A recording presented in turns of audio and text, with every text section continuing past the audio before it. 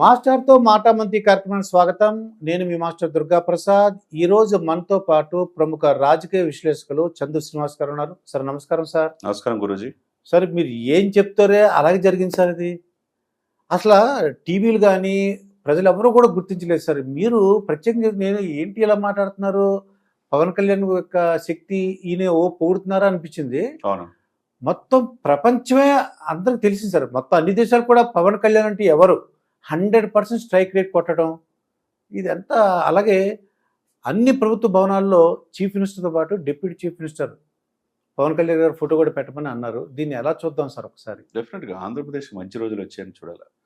మీరు అన్నట్టు నేను 2 సంవత్సరాల నుంచి చెప్తున్నా, చేతిలో ఈ పిల్లగాడు ఇదే చెప్తున్నా చాలా మంది. నేను ఒక విశ్వవిద్యాలయం నుంచి మాస్టర్ లో చదువుకున్న స్టూడెంట్ని. ఆంధ్రప్రదేశ్ రాజకీయాలు అక్కడే పుట్టాను కాబట్టి పరిస్థితి తెలుసు, ప్రజల పరిస్థితి తెలుసు కాబట్టి పవన్ కళ్యాణ్ గారిని చాలా తక్కువ అంచనా వేశారు చాలా మంది. నేను డే 1 నుంచి చెప్తున్నా, అతను నాట్ ఓన్లీ ఆంధ్ర తెలంగాణ కాదు, ఈ దేశంలోనే ఎన్డీఏలో చాలా కీలక పాత్ర పోషించబోతున్నాడు అని చెప్తున్నాను. చాలా తక్కువ అనుకున్నారు.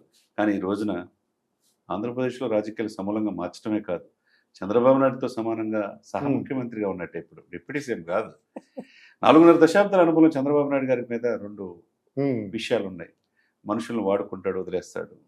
ఆయన చాలా జాగ్రత్తగా ఉండాలా, మాట ఇచ్చింది తీసుకోవడం అనేది. ఆయన మారాను అన్నాడు, గొప్ప. ఆయన నిజంగా కష్టకాలంలో ఆదుకుంది పవన్ కళ్యాణ్. అది గ్రహించి ఆ రోజు కుర్చీ కూడా మార్చేశాడు, నాకు సపరేట్ వద్దు, ఒకటే ఉండాలని. ఆ తర్వాత నిన్న జరిగితే ఫస్ట్ టైం తిరుమల వెళ్ళారు, దర్శనం చేసుకున్నారు, వచ్చారు, సంతకాల మీద పెట్టాడు. ఏదైతే మెగా డిఎస్సి కాడి నుంచి అన్ని కూడా 5 పథకాల మీద సంతకం పెట్టాడు. ఇచ్చిన మాట నిర్వర్తించుకోవడం అంటే ఒకటే మాట మీద ఉన్నారు. రెండోది ప్రత్యేకంగా ఐఎన్పిఆర్కి ఒకటే ఇచ్చేసాడు, జీవో ఇచ్చారు.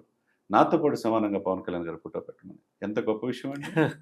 డిప్యూటీ సీఎంలు అంటే అలంకార ప్రాయమే. 4-5 సీఎంలు ఇచ్చారు గతంలో జగన్మోహన్ రెడ్డి గారు. ఎవరికి ఏ శాఖలో కూడా తెలియదు, వాళ్ళకి అసలు పవర్సే లేవు. నా ఎస్సీ నా బీసీ అని చెప్పి అందరినీ హక్కును చేర్చుకోండి. జనం కూడా అర్థమైపోయింది, మమ్మల్ని అందరిని మోసం చేశాడని.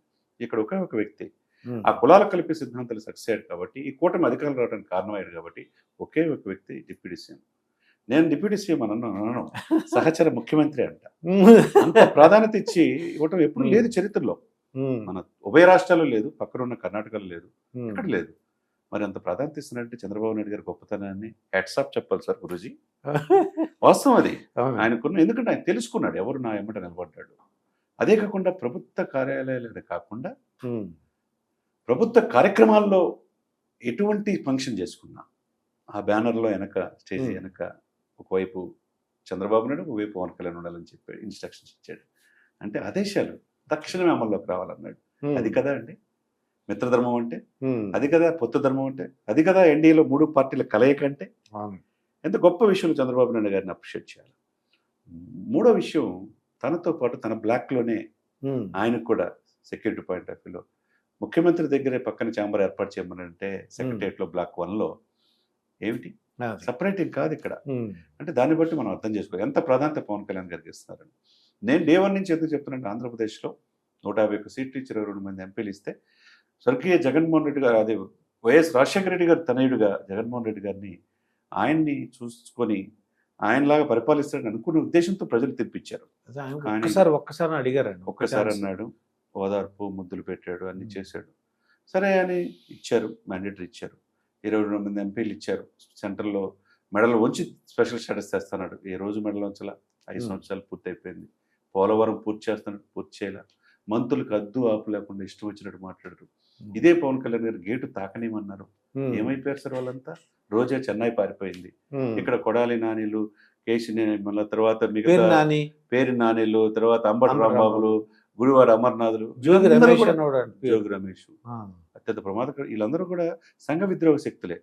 రాష్ట్రం వదిలిపెట్టి హైదరాబాదు మిగతా దేశాలు పారిపోయారంట. ఇప్పుడు లేరు. ప్రజలకు ఏ విధంగా వెళ్తారు? మీరు 11కి పరిమితం అయిపోయారు.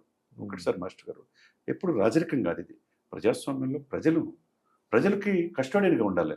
మేమే రాజరికం అంటే ఏదో కొండలు తెలిసి ఆ రిషి కొండలో బిల్డింగ్లు కడితే నేను ఏదో గంటా శ్రీనివాస్ గారు మీడియాలో చూపించారు. ఏం సార్ కమోడికి అంటే మనం కూర్చున్న బాత్రూంలో దాంట్లో అని 13 లక్షల, మీరు కూర్చున్న టబ్బు స్నానం చేస్తే 35 లక్షల, తిరిగే ఫ్యాన్ 3 లక్షల.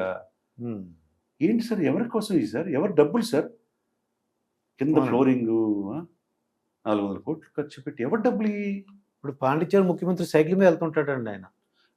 అంటే తెలుసుకోవాలి, ఎదిగే కొద్ది ఎదిగే లక్షణం తెలుసుకోవాలి. పవన్ కళ్యాణ్ ఎందుకు రాజకీయాలు చేస్తున్నట్టు తక్కువ అంచనా వేశారు కదా, వాళ్ళ వ్యక్తిగత అన్నం చేశారు కదా. పిల్లలు, భార్యల్ని, పసిపిల్లలు కూడా ఎన్ని మాట్లాడినారు సార్. చివరికి వాళ్ళ అమ్మగారిని ఏం చేసింది? వ్యక్తిగత అన్నం చేయడం అది మంచి పద్ధత? ప్రజలు ఏం చెప్పారు ఇక్కడ?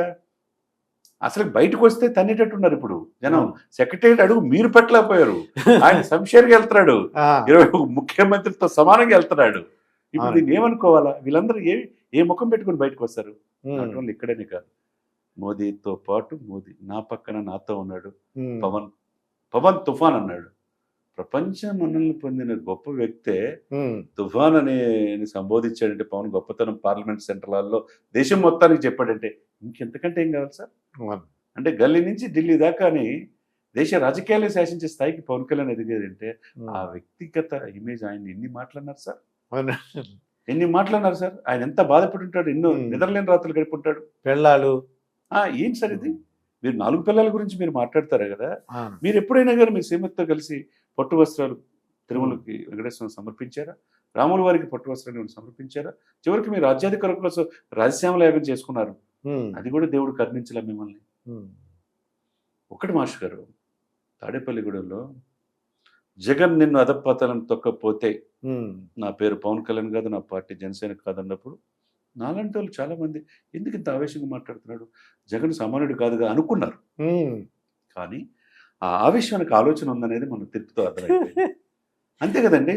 ఉభయ గోదావరి జిల్లాలో వెళ్ళేటప్పుడు అదే మాట చెప్పాడు, 34 నియోజకవర్గం ఒక్క సీటు కూడా నేను రానిన్నాడు. నిజమే, 0. ఉత్తరాంధ్ర, రాయలసీమ 8 జిల్లాల్లో నీకు 0 ఫలితాలంటే నిన్ను ప్రజలు ఎంత చిత్కరించారో ఆలోచించుకోవాలి. మీకు ఇప్పుడు రియలైజేషన్ సెక్షన్ ఉందంటే అది కూడా కనపట్లా. ఈవీఎంల మీద వేస్తున్నారు ఇప్పుడు. మరి అదే ఈవీఎంలు 150 సీట్లు వచ్చినప్పుడు మరి ఏం చేసినాయి? ఈవీఎంలు అన్నప్పుడు నేషనల్ సర్వేలు ఈవీఎంలు రాకముందే ఎగ్జిట్ పోల్స్ ఇచ్చినాయి కదండి. నేషనల్ సర్వే మరి అధికారం రాబోతుంది కూటమి అని ఇచ్చారు కదా. ఈవీఎం సంబంధం ఉందా? అది వీళ్ళు ఏదో చేయలేక ఏదో సామెత ఉందండి, మొదటి సామెత అవన్నీ మనకు వద్దు ఇప్పుడు అన్నట్టు. ఇప్పుడు నేను మంచి పద్ధతి కాదు, ముందాక స్వీకరించండి, ప్రజల దగ్గరికి వెళ్ళండి, మళ్ళీ మేము మమ్మల్ని ఆశీర్వదించడం వెళ్ళాలి. కానీ అడ్డు ఆపు లేకపోతే ఇదే పరిస్థితి ఉంటుంది. ఇకపోతే మీరు ఆయనకి ఇచ్చే శాఖలు కూడా చాలా గౌరవంగా ఉన్నాయి. ఇదండి చందు శ్రీనివాస్ గారు పవన్ కళ్యాణ్ ఏ విధంగా పేరు ప్రఖ్యాతులు సంపాదించారు. ఒక తెలుగు రాష్ట్రాలే కాదు, దేశం మొత్తమే కాదు, ప్రపంచం అంతా కూడా చూసేలా చేశారని చెప్తున్నారు. మరొక వీడియోతో మీ ముందుంటాను. మీ మాస్టర్ దుర్గాప్రసాద్.